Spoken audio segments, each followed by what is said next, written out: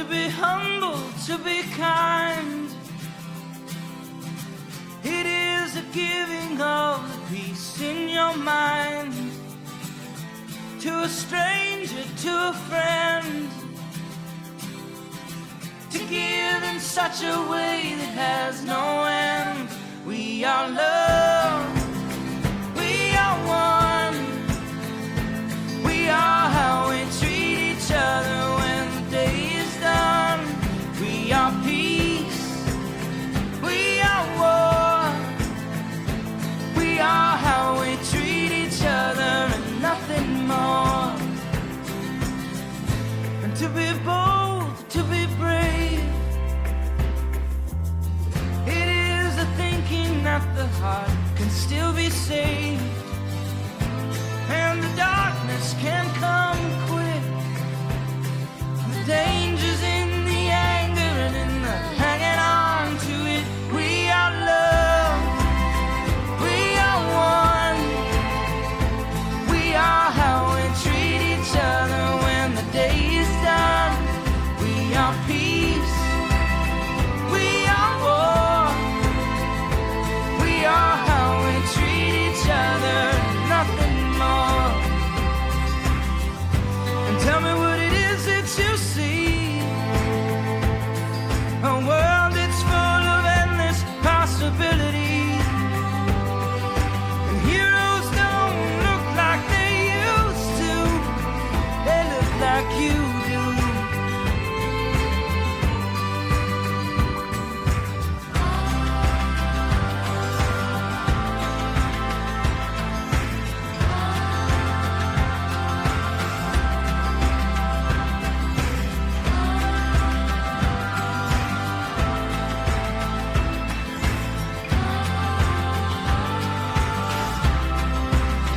We are love. We are one.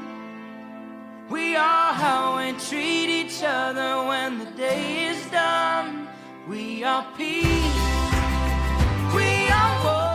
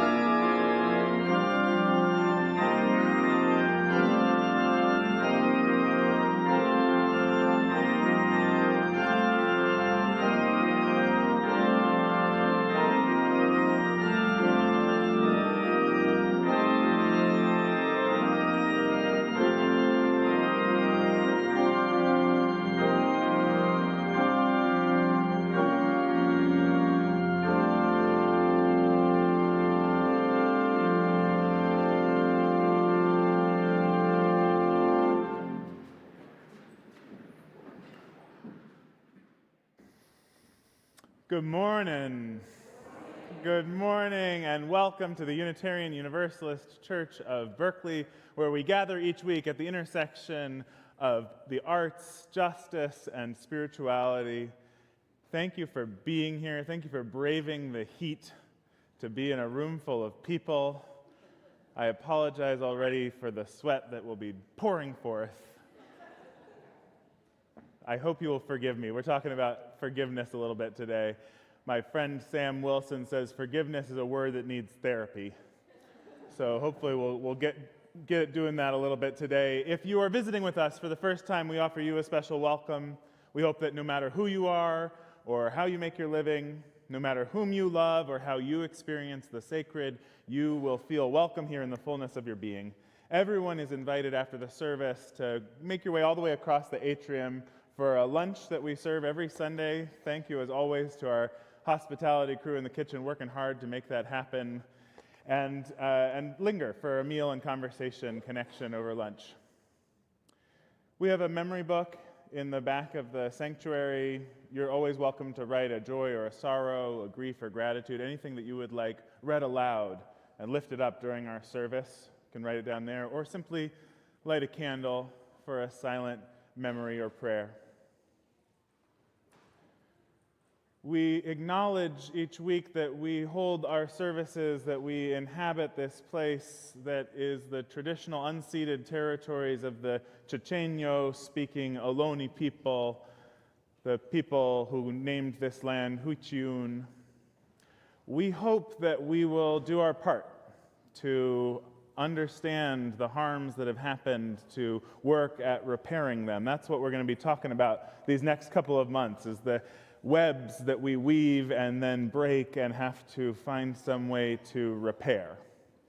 So we hope that each of us will find ways, like we do as a church in giving Shumi land tax, to repair those places where the web has been broken. And that's the meaning of one of the lines in the first hymn. We're going to sing "Come, Come, Whoever You Are," which is a familiar hymn to a lot of us. It's out of a Rumi poem. But they're going to add a line that didn't make it in. It's from the original poem, but didn't make it into the first writing of the song, that says, "Though you've broken your vows 1,000 times, come, yet again come." So before we sing that, would you rise in body or spirit and greet one another? Offer a very warm welcome this morning.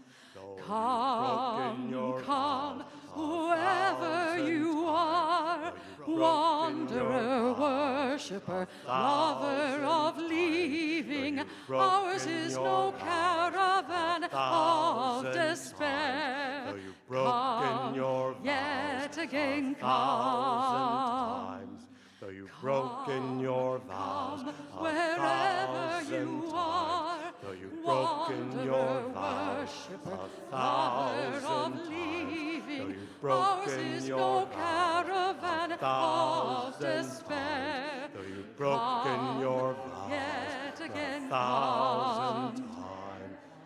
come, yet again come.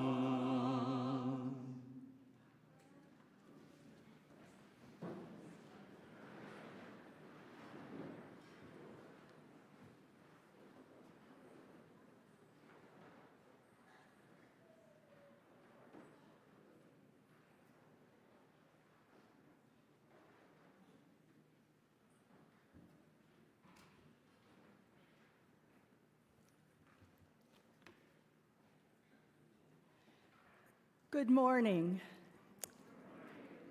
I am Andrea Brewer-Thompson, and I'd like to invite Charisse and Maya forward to light our chalice this morning. Let us kindle our chalice flame with these words by Reverend Scott Taylor. We who long for return, who long for repair, gather again to mend the tender strands of connection between each other, the world, and those parts of ourselves buried deep. We begin once more the work of welcome, of forgiveness, of renewing the weary, worn world. Come, friends, a new day, a new story awaits.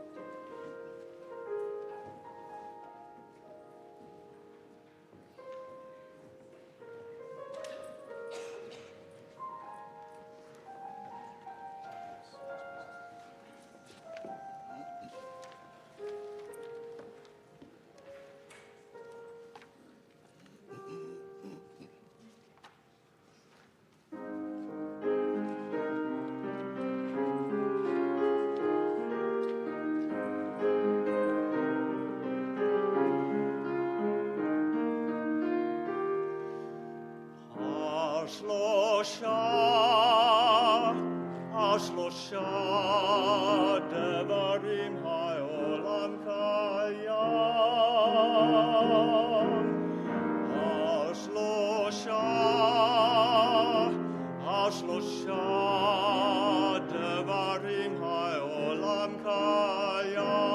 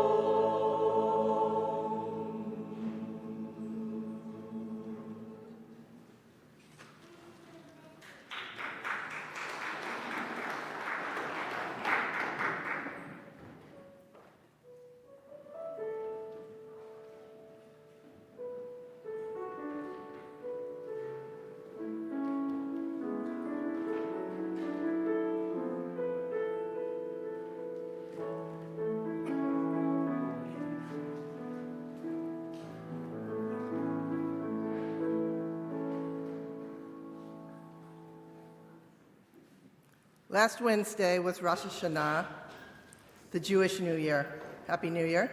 Shana Tova. Now in the Jewish calendar, we are in the days of awe, the time between Rosh Hashanah and Yom Kippur, when people are called to reflect on the past year and make efforts to repair any wrongs we may have committed so that the new year can begin unburdened. You know, as Unitarian Universalists, some of us come to this tradition carrying the burden and baggage of religious traditions that have used ritual to burden us with shame. So we're wary of rituals that would invite religious shame to weigh on our backs. Yet, we know that in ways big and small, accidental and with forethought, we all do hurt one another. So I invite you now to take a moment to call to mind something from the past year you wish you could go back and maybe have a do-over.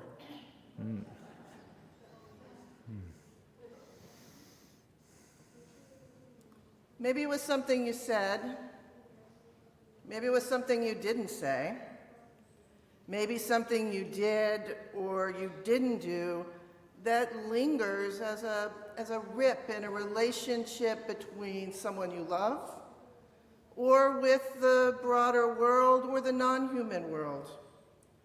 All of us, no matter our age, carry around stuff we regret. These are actions and moments that weigh heavy on our hearts. They can also be a doorway into healing.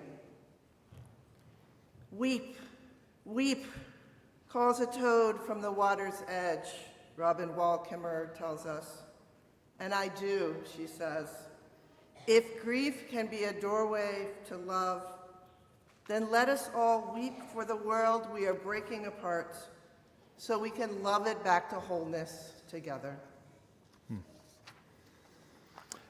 And sometimes that grief, it's too much to feel all at once, and so what it can do is kind of harden like a stone in the heart.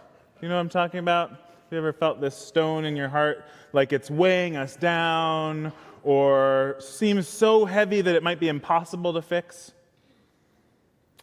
So we're going to begin our ritual this morning by dropping the stone from the heart. This is a practice from Qigong. So I invite you to rise in body or spirit and to bring your hand to your chest in a fist like this, holding whatever hardness might be there. You don't have to name it. You don't have to have words for it. Just hold it in your fist. And then we'll take a deep breath in, and on the big exhale, release it down with your fingers pointing out, letting it go all the way back down into the earth. So here we go. Let's do that a couple more times.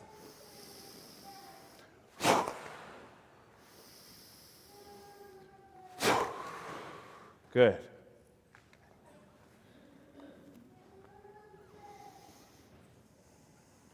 In a moment, we'll invite you all to come forward and drop a stone into one of the vessels on the chancel, or you can come down here. Drop the stone imagining whatever burdens or mistakes you want to release. What do you want to let go of? What's getting in your way? What feelings or actions have you feeling disconnected from yourself or from the people around you? Imagine them being carried away by the larger waters of the world. And when you take your stone, you'll also see a small piece of paper. And we invite you to take that back to your seat and then write down an intention about something you'd like to make a repair or amends. It could be an apology or something else you want to say to someone. It could be something about the brokenness in our world that you'd like to help repair. Write down one next action you'd like to help take to help things you love back to wholeness again. So I invite you to come on down. You can come up through the center here to either of these up on the chancel, or if you don't want to brave the stairs this morning, you can use this one down on the floor, I invite you forward into a ritual of repair.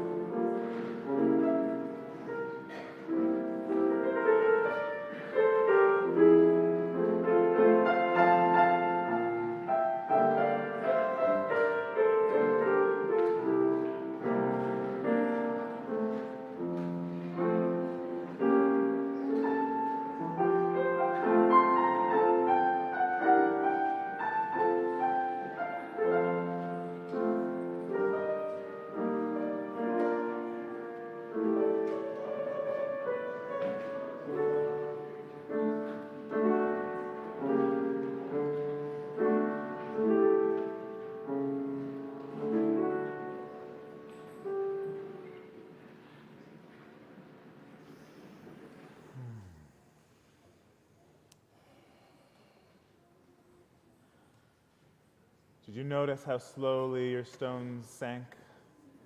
Catherine worked hard to make sure we'd see this process is not a quick and simple one, right?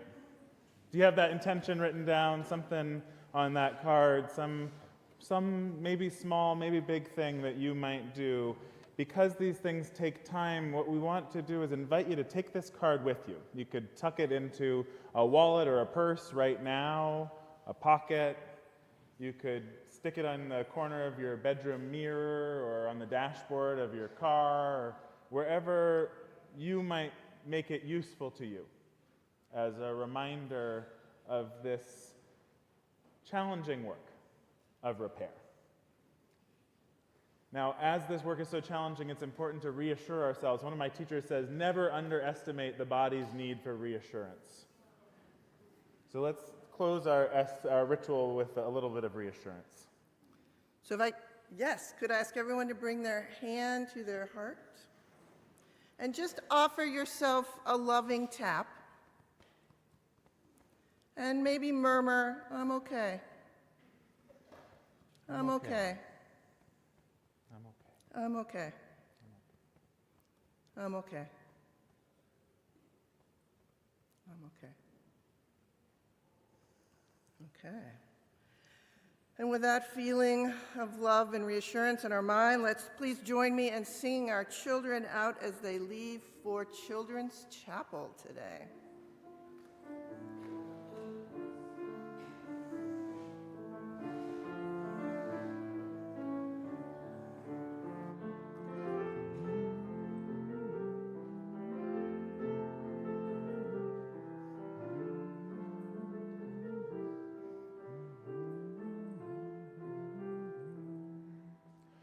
Return again, return again, return to the home of your soul.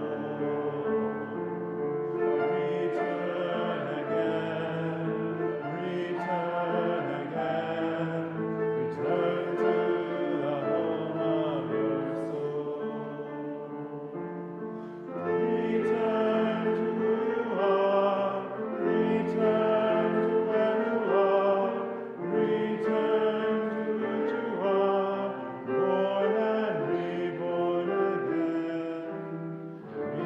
Return again, return what you are, return to the home of your soul.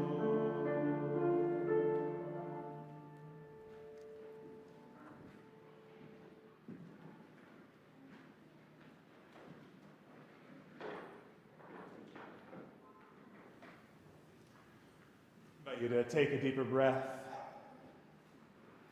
to settle deeply into your seat, to feel your connection down to this good earth.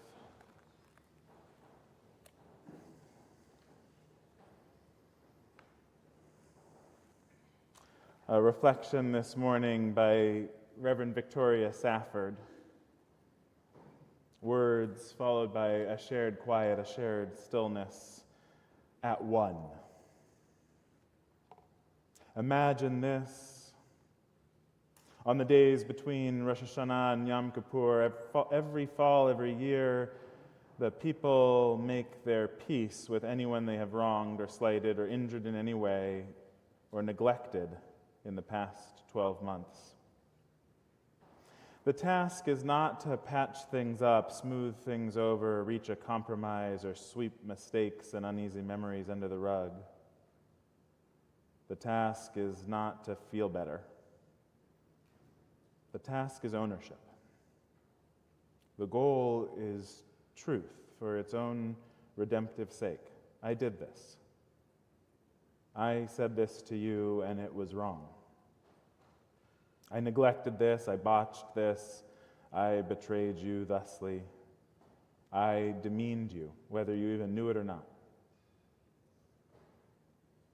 This is the truth in which both of us are living. I ask you to forgive me. Imagine how many deep breaths you would need to take. Imagine how many doors you'd have to knock on, how many phone calls you'd have to make, how many letters, how many lunches and coffees, how many awkward moments with your children and your parents and with strangers, that cashier to whom you spoke so sharply. Awkward is irrelevant. The task is not about comfort. It is about truth, about wholeness and holiness, restoration. Imagine this. Someone has been preparing all year to speak with you, to write to you, to ask you a hard question. Perhaps in some not quite conscious way, you have even known this and you have been preparing too. Finally, you answer the door or the phone or open the letter with shaky hands, and there it is, what you thought you'd been longing for but really have dreaded. Someone is asking your forgiveness. The task is not about comfort, it is about truth. Awkward is irrelevant. You get to choose now, you have to choose whether and how you will participate in restoration. Abandon the pleasant piety that claims knee-jerk forgiveness as the unquestioned moral course. You get to choose which way will be right in this case, between you as persons and with all your gods. What response will make the world more whole? Imagine something yearns in us to come round right. Something creaky, rusty, heavy, almost calcified within us tries, in spite of us and of all of our fears and self-deceptions, to turn and turn and creak and turn again and come round a little truer. Something in us stretches toward conversion. Imagine healing, holy, from within.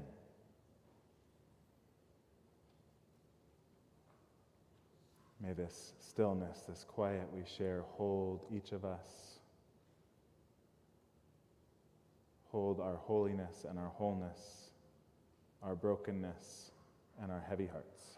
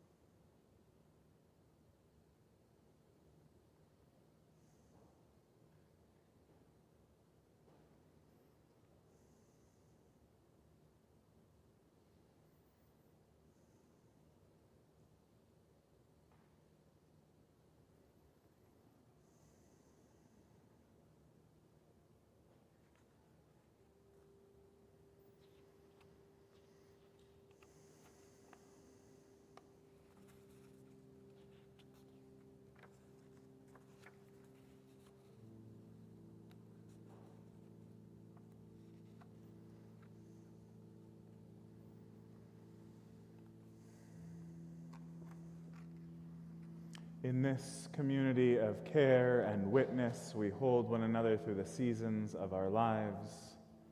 We lift up each week those joys and sorrows among us.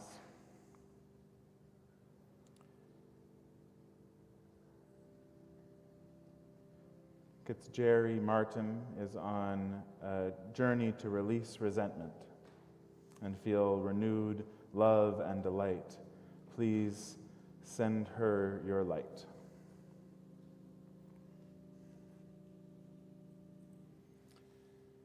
And from my mom, Francie Liefert, lots of celebrations for our family last week. Liefert Day, the anniversary of the cross adoption of our birth sons.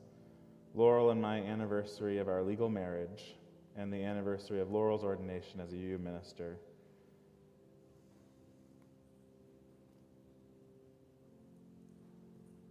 And with someone we celebrate successful surgery and recovery and offer prayers.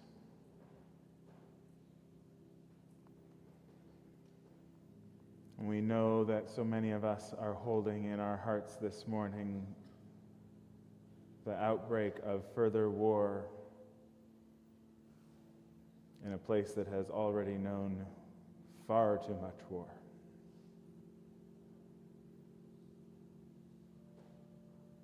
In our fear, in our anger, in our despair, and in whatever small corners of hope we harbor.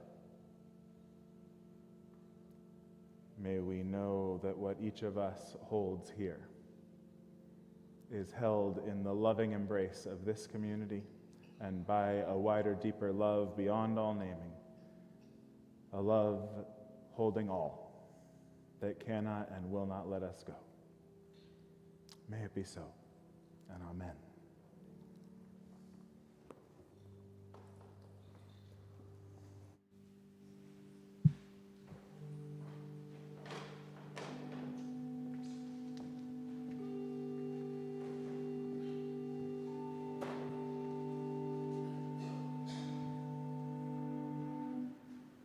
May our right hand bring us closer to our godliness. May our left hand give us strength to face each day. And Before us may our visions light our paths ahead, and behind us may well-being heal our way. May our right hand bring us closer to our godliness. May our left hand give us strength to cross the way. And before us may our visions light our paths ahead, and behind us may well-being revive.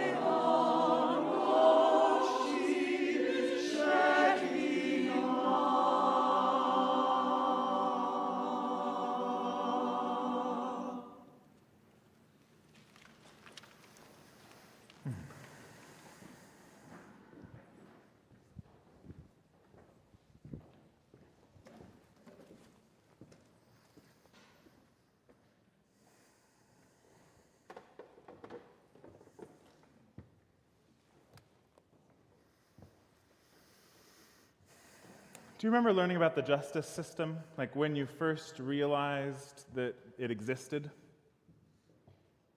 I think that our lives are organized in ways we can't easily see by the systems of justice that we operate in every day, every week, every month, every year, and yet they are invisible. We suffer from system blindness, human beings, because it's much easier to see direct cause and effect relationships between two entities than to see a complex network of a system in interaction, right? I remember, I think I learned, one of my earliest moments discovering the existence of the justice system was in first grade. I was on the playground at Oxford Elementary School, just down the hill, trying to learn how to hula hoop. And I don't remember what color the hula hoop was that I was trying to not successfully spin around my body with my hips, but I do remember one moment when I picked up that hula hoop and tried to spin it and knocked it right into a girl who was standing right behind me, who I had no idea was there, and who promptly fell flat on her butt and started crying.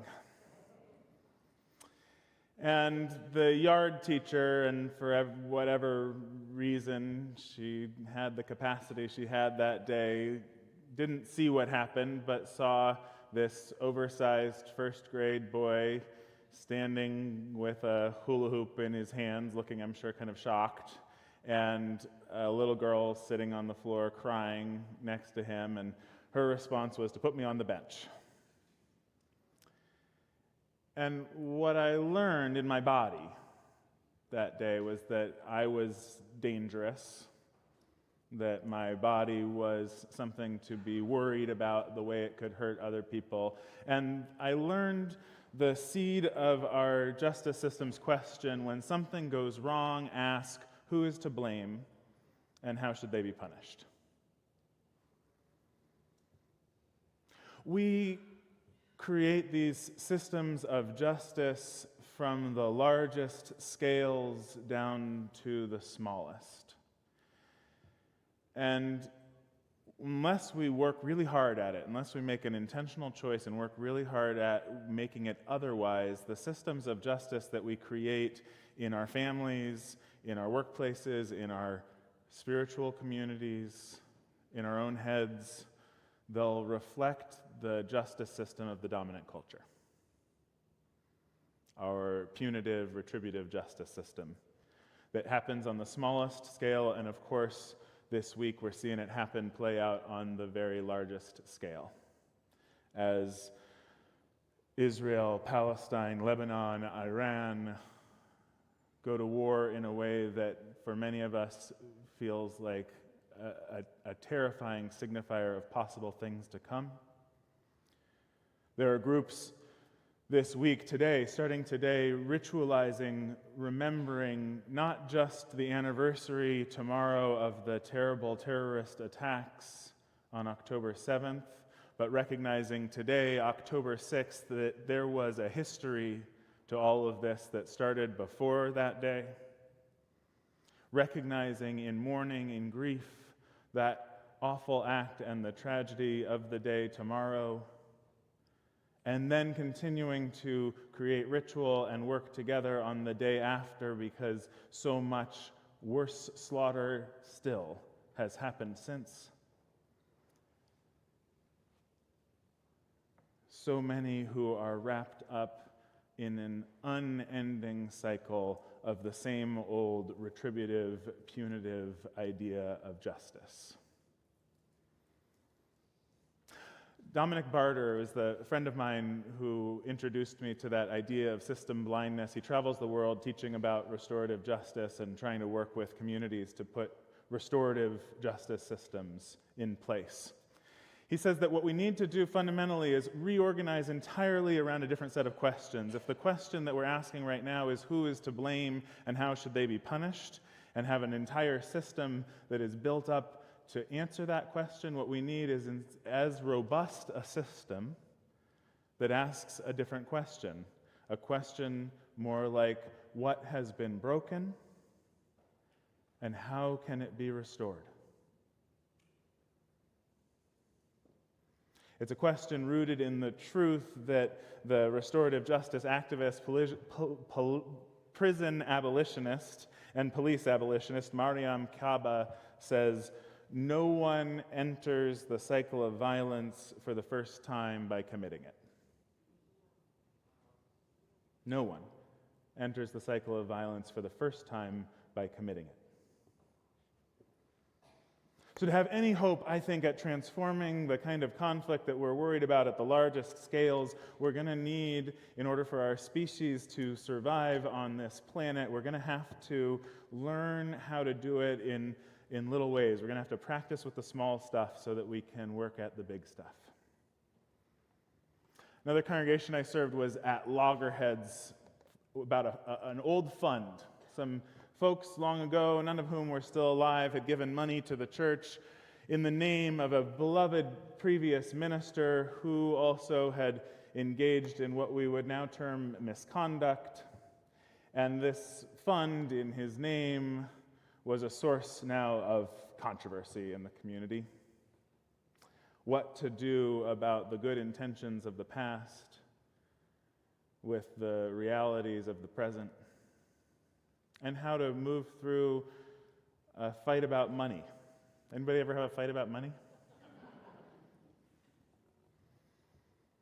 And so as this conflict culminated, as it came to a head with a congregational meeting, I felt the panic in my body. I felt that urge as a leader to take responsibility for the whole situation. This has to go well. I need to make sure everything is okay and everyone is okay and this doesn't blow up too big. And you know that feeling in your body of being responsible for a fight.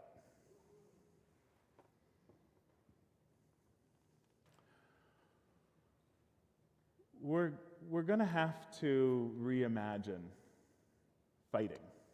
Dominic would say that, people keep on having to eat, so we have a kitchen. People keep on needing to sleep, so we have bedrooms. People keep on fighting, but where are our fight rooms? Well, we have our punitive justice fight rooms in the court, so we need fight rooms in our communities. We need fight rooms for our families. We need fight rooms where we have our fights in a way that reflects our values. John Paul Lederach has been working on this question for a long time. He's the director of a program in peace studies at Eastern Mennonite University, this well-regarded program in international peace building. And he has evolved his vision of how social change happens over time. He imagined at first the pyramid, the society as a pyramid, right? You have elites, people in decision-making power at the top. You have large groups of people who are less empowered to make those decisions at the base. And this first model, he said, there's some important insights here. The people who are capable of making this change are the ones who are connected both horizontally and vertically. So it's the middle-out approach to social change. You need these connectors, these integrators who can communicate with the folks horizontally in a broad way and move up and down between power levels in the community. But he began to feel like even that was too static a model, and he started instead to wonder if we could look at a model for how social change happens that comes more organically from spiders. He describes the way that spiders weave webs. They start with a careful observation of the space where the web is to be woven. What are the actual contours of this particular place? They make a few connections through a central hub, and then these outer anchors lead to an inner connection. So you have outer anchors at the edges of things, those places that are sometimes never thought of in the decision-making, but that anchor it all. And then they make connections through an inner hub. There is a center. But then from that center burst outer circles, radii, that create the strength of the web. He says the goal of the spider's web is to be able to take a blow without the whole thing collapsing. And so the web has to have an interdependent structure. Everything has to be connected with localized independence. so that the strength is not all dependent on one place. So even though it's all connected through the center can take a blow and the rest of the web holds steady. It has to have coordination throughout without centralization. So we get these auxiliary spirals, the beautiful spirals of the spider web coming out, connecting each piece in a new way than those circles and radii. And part of what he's observing as he calls us to be web watchers, to have the patience and creativity of the spider, is that this is a creative process. It's not a process by rote. I think we sometimes imagine that spiders or whatever, any kind of creature out there, is just going about doing its routine business based on its pre-programmed DNA. This is what it's made to do, and it just goes out and does it without any consciousness. But David Abram, that eco-philosopher I mentioned last week, he says there is a creativity, there's a necessary creativity that the spider employs. He says whatever instructions are enfolded within its living genome, they can hardly predict the specifics of the micro-terrain within which the spider may find itself at any particular moment. They could hardly have determined in advance the exact distances between the cave wall and the branch that the spider is now employing as an anchor point for her current web, or the exact strength of the monsoon rains that make web spinning a bit more difficult on this evening. He's telling this story from a moment in a cave in Indonesia. And so the genome could not explicitly have commanded the order of every flexion and extension of her various limbs as she weaves the web into place. However complex are the inherited programs, patterns, or dispositions, they must still be adapted to the immediate situation in which the spider finds herself. However determinant one's genetic heritage, it must still be woven into the present, an activity that necessarily involves both a receptivity to the specific shapes and textures of that present, and a spontaneous creativity in adjusting oneself and one's inheritance to those contours. I know that's a lot. I'm just going to read that last sentence again. However determinant one's inheritance, this cycle of violence, whatever it is that we've inherited, it must still be woven into the present, an activity that necessarily involves both a receptivity to the specific shapes and textures of that present and a spontaneous creativity in adjusting oneself and one's inheritance to those contours. Okay, I think this is the point where I have to confess that I don't actually like spiders at all. As my family can attest, I'm the first one to scream and fling at them in the car. I've had some unsafe moments in the car, noticing a spider next to me. It's instinctive. But I once remember laying down in a round yurt in a moment when I had been blown open, finding an old wound reopened by work that I was engaged with a group of teenagers at a family camp. One of them, after a solo experience, was gripping tight to this clothespin that he had received from a camp that had become this symbol of what I believed to be his sense of burden for all the world's pain, and how, especially as a young white man, to engage with that burden. And I saw my own stories and journey reflected in him, and I so wanted to unburden him of that. And I was concerned as he became unresponsive in a group closing moment, and he wouldn't respond vocally to anything we said. I was really worried about him. And in trying to rescue him, and trying to rescue my own younger teenage self, in trying to rip that burden from him, I did that young man harm.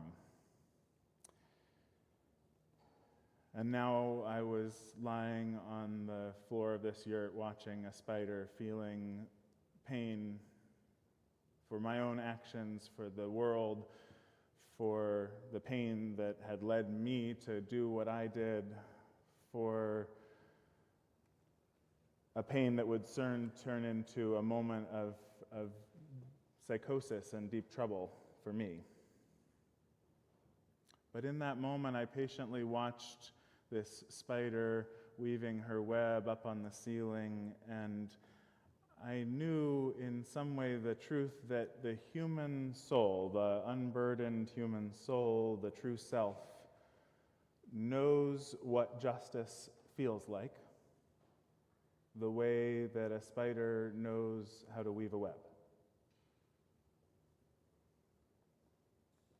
And the trouble is that we've built so much, we've hardened so much that gets in the way of that knowing.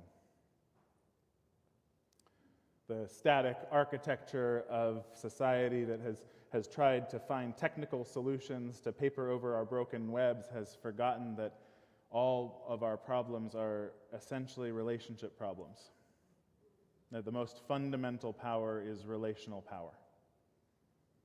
This is how Lederach talks about it. He says, paradoxical by their very nature, relational spaces create social energy that is simultaneously centripetal and centrifugal. Now, I'm not sure which one is which actually, but you know what those are, right? In and out.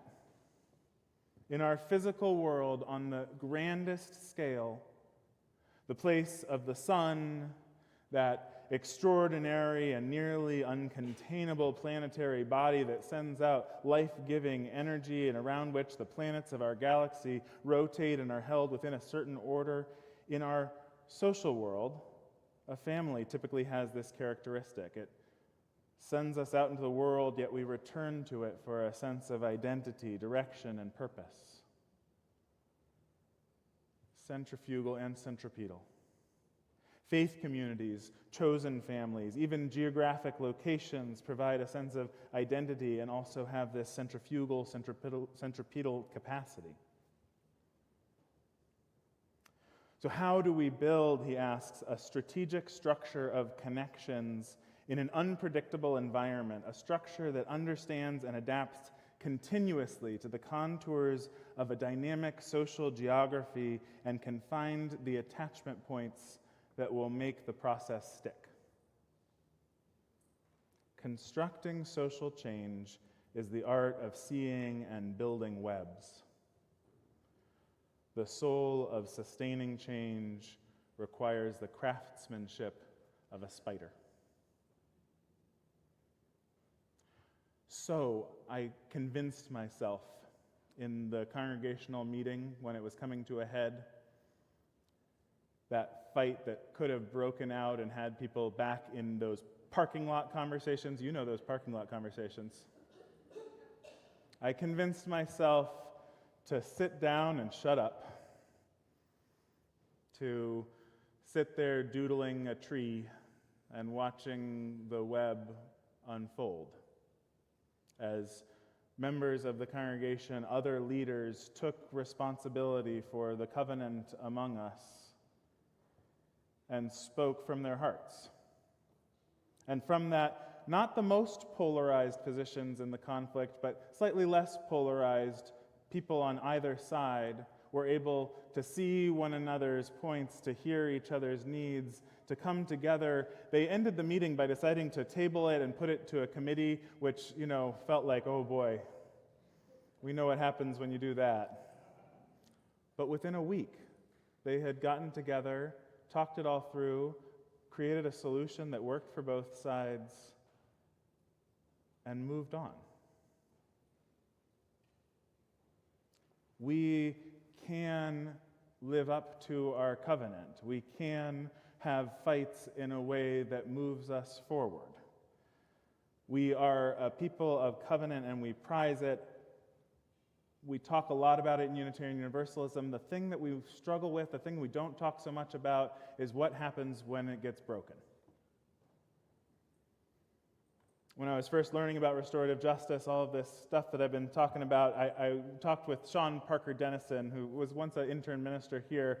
He said, this is so important because we don't, as Unitarian Universalists, we don't have a theology of forgiveness. We're skeptical of a ritual like confession or even like the Jewish teshuvah because they point at that theology that we've rejected, a theology that emphasizes a human depravity that can instill religious shame. What we're working at is to figure out how to take accountability outside of a punitive justice model, how to differentiate, and this is what we're going to talk about, in the weeks to come. How do we differentiate accountability and punishment? How do we weave a strong web of justice from both accountability and from mercy? So we're working at these rituals today of repair and forgiveness. And I think we mostly think of forgiveness as like a resolution, like that moment on the playground where you're supposed to just shake hands and apologize and move on. Or the final dramatic coda of a story of suffering where it becomes one of redemption, or the scorned lover who finds it in her heart to take her spouse back, or the bitter son who reaches out and finally reconnects with a lousy father. In this story, forgiveness is an act, the culminating act in a process which is required of us to release the resentments and grudges that weigh us down. But I haven't found that it really works like that in my life. In fact, I think holding forgiveness that way can feel more like a burden, like another stone on the heart, something I really should have done already, something I would really need to get to, something if I were really spiritually mature, I would already know how to do. But forgiveness, the invitation, I think, is something deeper than that. It's about an invitation to a different way of life. It's about giving myself permission to start over and over again. It's not the final harvest, but the seed of a new possibility. In that other way of thinking, resentment becomes the opposite of forgiveness. I've thought that way a lot of my life. If I'm holding a resentment, then I haven't done the forgiveness thing yet. But I actually don't think that that's true. I think that forgiveness and resentment are not opposites, but in fact, resentment is a guidepost in the way of living that is forgiveness. It's an experience that points me towards what I need to hold, what I need to feel. This way of thinking about forgiveness transforms resentment and regret and self-loathing, even the desire for vengeance, into guideposts, useful energies, information in the process of transforming pain into possibility. And so the opposite of forgiveness as a process is not any feeling, not any part of us, but instead the process of enacting vengeance, of staying caught in the cycle of violence.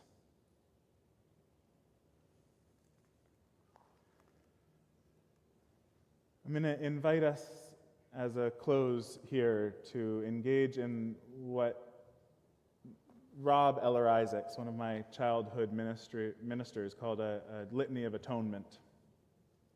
So I'm going to invite Hillary and Andrea to come on up. We're going to read some words and then invite, as a response to each of these words, everyone to just turn and say to one another, "We forgive ourselves and each other.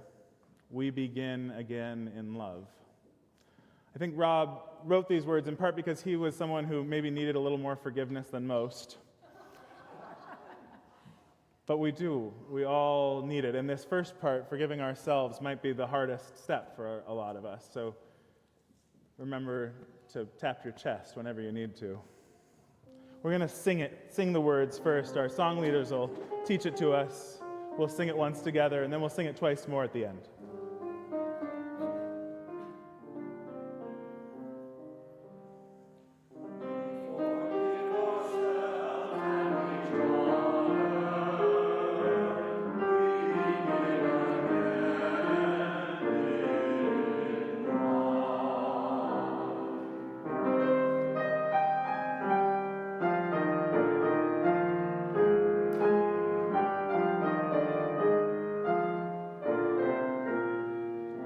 Try singing that once together.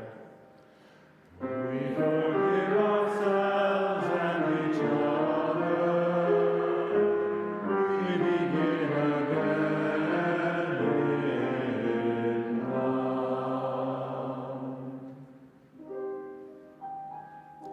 Andrea is going to share a sentence, and after she finishes, I invite you to just turn and say those words. Just say them. We don't need to sing for now, to someone near you. Silent when a single voice would have made a difference. We forgive ourselves and each other. We begin again in love. For each time that our fears have made us rigid and inaccessible. We forgive ourselves and each other. We begin again in love. For each time we have struck out in anger without just cause. We forgive ourselves and each other. We begin again in love. For each time that our greed has blinded us to the needs of others. We give ourselves and each other. We begin again in love. For the selfishness which sets us apart and alone. We begin again and each other. We begin again in love. For falling short of the admonitions of the Spirit. We forgive ourselves and each other. We begin again in love. For losing sight of our unity. We forgive ourselves and each other. We begin again in love. For those and for so many acts, both evident and subtle, which have fueled the illusion of separateness. We forgive ourselves and each other. We begin again in love. We forgive ourselves and each other. We begin again in love. We forgive ourselves and each other. We begin again in love.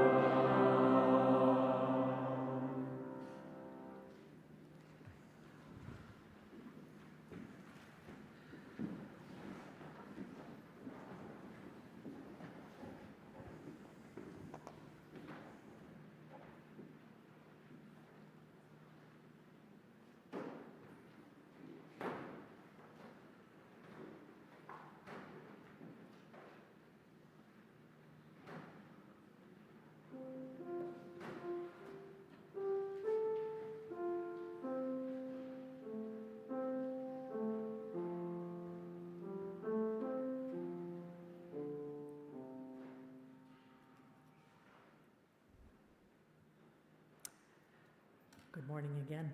I'm Lottie Malik, and I'm the chair of our Committee on Ministry here at UUCB. In our covenantal community, we share the responsibility for pursuing our mission by giving generously of our time, talent, and treasure.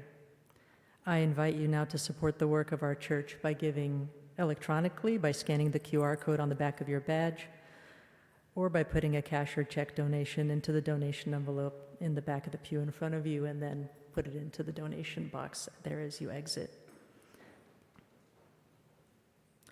Each week, half of our offering is shared with a nonprofit Good Neighbor organization. The Good Neighbor for this month is GRIP, the Greater Richmond Interfaith Program. And I'm fortunate to serve on the board of GRIP. This is my second term.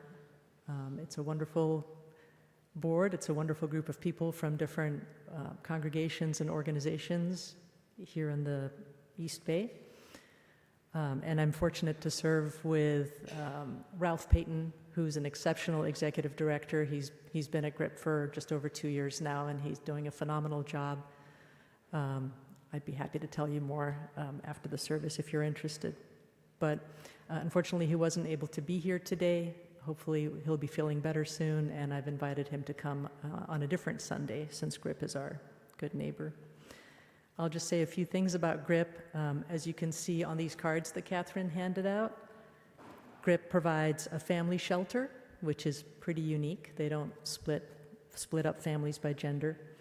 They provide wraparound care, counseling, job counseling, and so on. They have a kitchen where they serve meals every day to anyone who's hungry, anyone who wants to come by, sometimes as many as 350 lunches in a day. And some of those are even driven around the neighborhood and delivered to people who are in homeless encampments. There's a resource center and an outreach team. So they do really exceptional work. And our congregation has been very generous and involved for a long time with GRIP, for many decades, in fact. Other members here have served on the board, have served lunches and dinners at GRIP. We have Catherine Hanway, who is handing out these cards, who's going to be, once again, organizing clothing drives. So that's a little bit about GRIP. And thank you so much for your generosity of your time, talent, and treasure with this congregation, with our good neighbors, and especially GRIP. Thank you.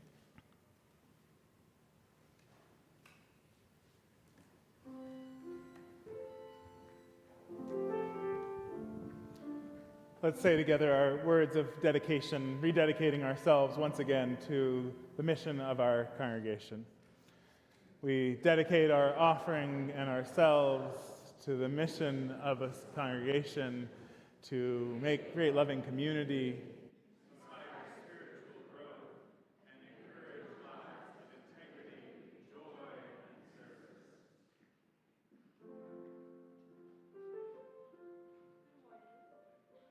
Buenos días. My name is Charis Damador, and I'm your Connections Coordinator.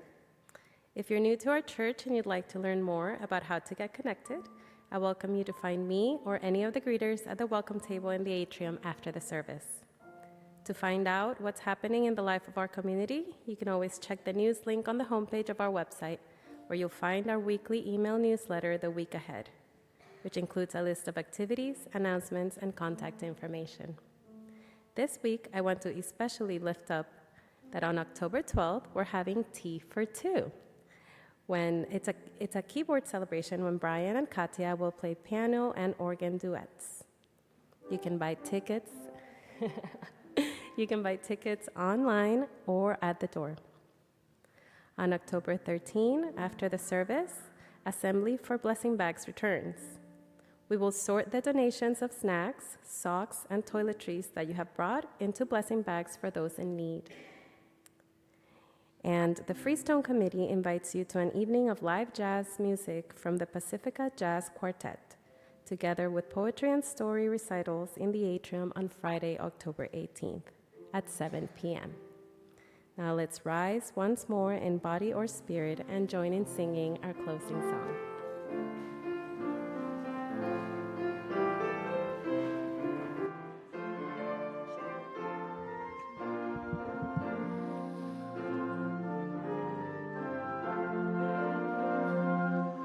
Channels for the streams of love where they may broadly run. Broken love as overflowing streams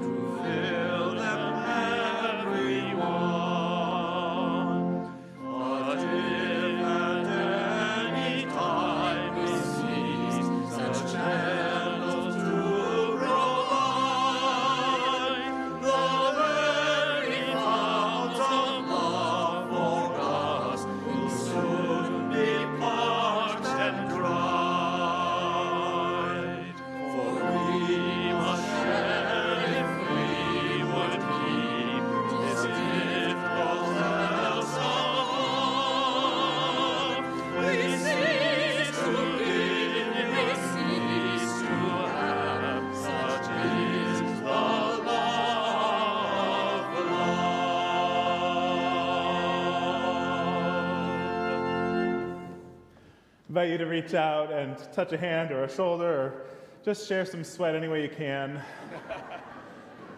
Let us be connected, body to body, reassuring one another we are capable of bringing more and more love into a world that badly needs it.